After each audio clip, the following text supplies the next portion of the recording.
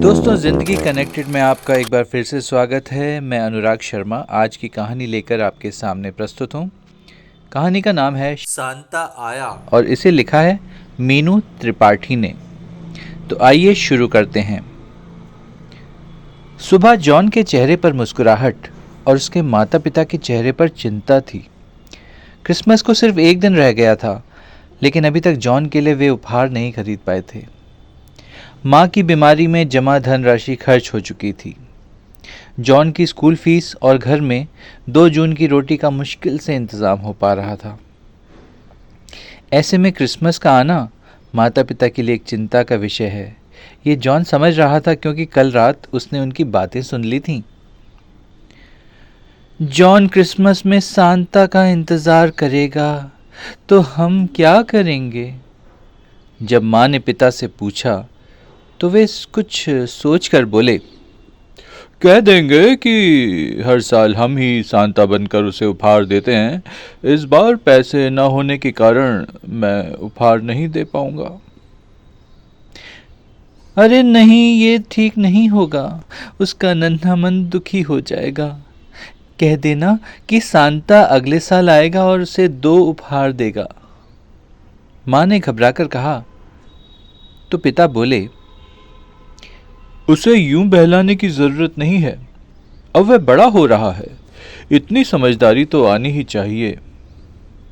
वह समझदार है और अच्छे से जानता है कि सांता की तरफ से उपहार मैं ही देता हूं। फिर भी उसके चेहरे की खुशी देख लगता है जैसे वह उपहार उसे सांता से मिला है। माँ की बात सुनकर पिता मौन हो गए, तो माँ ठंडी सांस लेकर बोली, कितनी सुंदर मोमबत्तियां बनाई थीं, पर बीमारी की वजह से बेच ही नहीं पाई। अगर आप बेच सको तो उसके उपहार और क्रिसमस की तैयारियों भर के पैसे मिल जाते। नहीं, मेरे पास समय नहीं है। वैसे भी मोमबत्ती बनाना तुम्हारा शौक है, वरना उससे तुम्हें पैसे मिलते ही कितने हैं। पिता के कहने पर माँ की उदासी पूरे घर में फैल गई।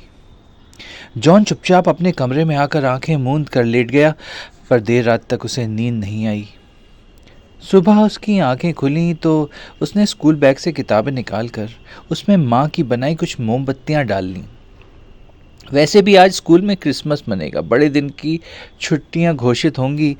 स्कूल से आते समय वह बाजार जाएगा, वहाँ क्रिसमस की बहुत सारी चीज़ें बिक रही होंगी।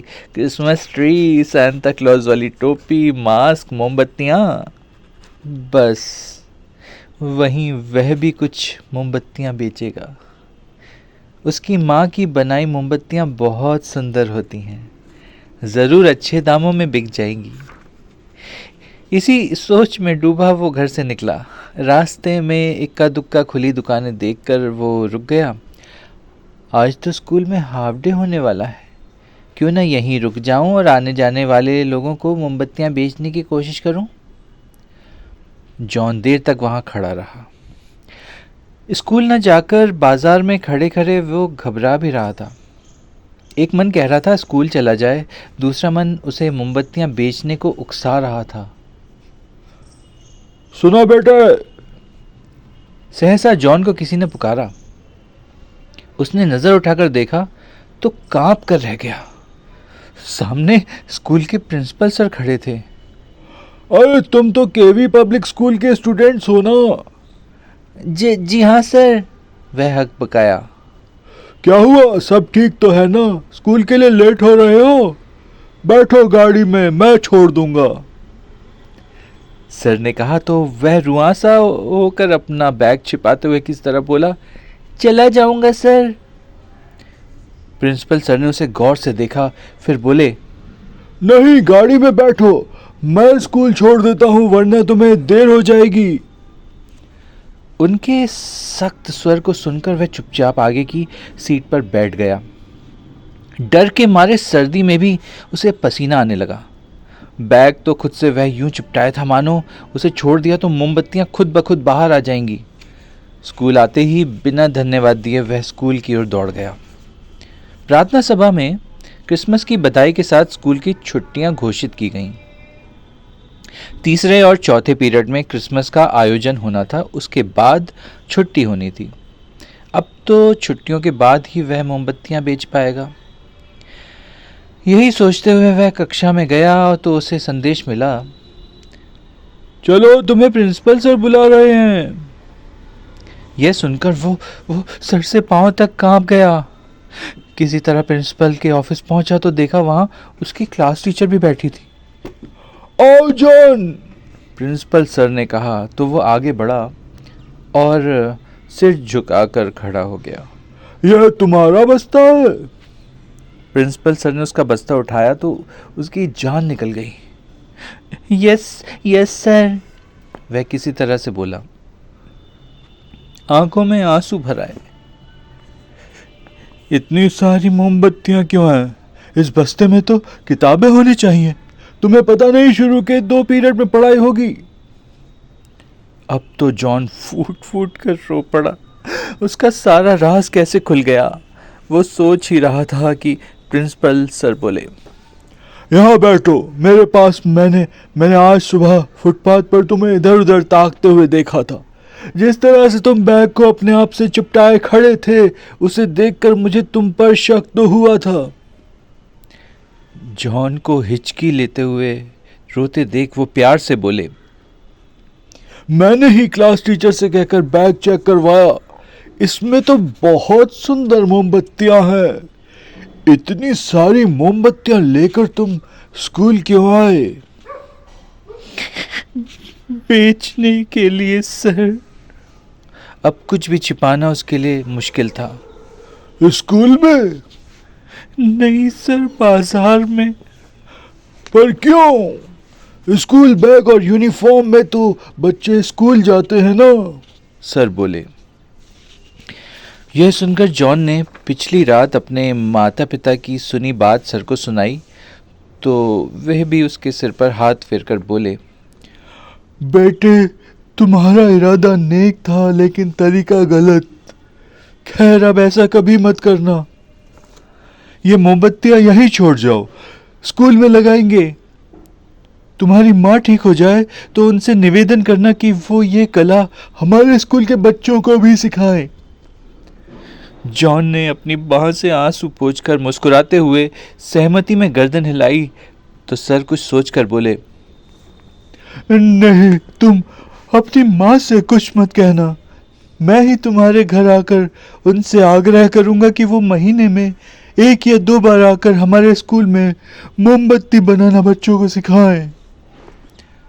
सर की बात सुनकर जॉन घबराया तो सर उससे बोले, डरो नहीं, मैं तुम्हारे माता पिता से ऐसा कुछ नहीं कहूंगा कि तुम्हें शर्मिंदा होना पड़े। उस दिन स्कूल में क्रिसमस का त्योहार बड़ी धूमधाम से मनाया गया। जॉन की माँ की बनाई मोमबत्तियां क्रिसमस ट्री के सामने लगाई गईं। चलते समय टीचर ने उसे गिफ्ट देते हुए कहा, जॉन, इन मोमबत्तियों के बदले प्रिंसिपल सर ने तुम्हें उपहार दिया है। यह सुनकर वो खुश हो गया और उसने घर जाकर गिफ्ट अपनी अलमारी में रख दिया। कई बार उसे ख्याल आया कि वो माँ को मोमबत्तियों को चुपके से स्कूल ले जाने वाली बात बता दे, पर कहीं उसकी बीमार माँ दुखी ना हो जाए। इस डर से वो चुप रहा। शाम को जब वो खेलकर घर आया तो माता पिता के साथ प्रिंसिपल सर को देख दंग रह गया। प्रिंसिपल सर जॉन को देखते ही बोले, थैंक यू जॉन, आज तुम अपनी मम्मी की बनाई मोमबत्तियां लेकर आए। तबीयत ठीक होने के बाद तुम्हारी मम्मी हमारे स्कूल में मोमबत्तियां बनाना सिखाएंगी। जॉन के चेहरे पर डर के भाव देखकर माँ उसे गले लगाते हुए बोली, मुझे बताते तो मैं अंदर से और बढ़िया मोमबत्तियां लेकर आती। वो हकबकाया तो माँ हंसकर बोली, तुम्हारी वजह से स्कूल में मेरी कला पहुंची है। जानता है, मोमबत्तियां सिखाने के लिए मुझे बड़ी अच्छी तनख्वाह मिलेगी। तनख्वाह? वह हैरानी से बोला तो माँ उत्साह से बोली, हाँ, प्रिंसिपल सर ने तेरी आधी फीस भी माफ कर दी है। थैंक यू सर, माँ पिता को खुश देखकर उसके मुंह से निकला तो प्रिंसिपल मैरी क्रिसमस कहते हुए उसके सिर पर हाथ फेरकर चले गए। सर का लाया केक और क्रिसमस ट्री वहीं रखा हुआ था। अरे खड़े क्यों हो, जाओ ना, सजा लो क्रिसमस ट्री, माँ ने कहा तो वह क्रिसमस की तैयारियों में जुट गया। कितना सुंदर मन है हमारे जॉन का, तुम उसके सांता बन पाओ इसके लिए मोमबत्तियां बेचने चला गया था, माँ ने कहा तो पिता ने जवाब दिया, ये बात हमें पता है, ये जॉन को ना पता चले। रात को जब सब सो गए तो जॉन उठा और बैग से गिफ्ट निकालकर पापा के पास रखाया और आकर आराम से सो गया। सुबह उसकी आंख खुली तो देखा वही गिफ्ट उसके तकिए के पास रखा हुआ था। सुबह पापा उससे बोले, आज तो गजब हो गया, सांता ने तुम्हारा गिफ्ट मेरे पास रख दिया था। यह सुनकर जॉन मैरी क्रिसमस कहकर पिता के गले लग गया। वो दोनों अपने अपने सांता को देखकर मुस्कुरा दिए। तो दोस्तों ये थी आज की कहानी। उम्मीद है आपको पसंद आई होगी। जिंदगी कनेक्टेड से जुड़े रहिए। जिंदगी कनेक्टेड को सब्सक्राइब करें, बेल आइकन जरूर दबाएं और अगर आपको वीडियो अच्छा लगा है तो दोस्तों इसे लाइक करें, शेयर करें और कमेंट करना ना भूलें। Thank you.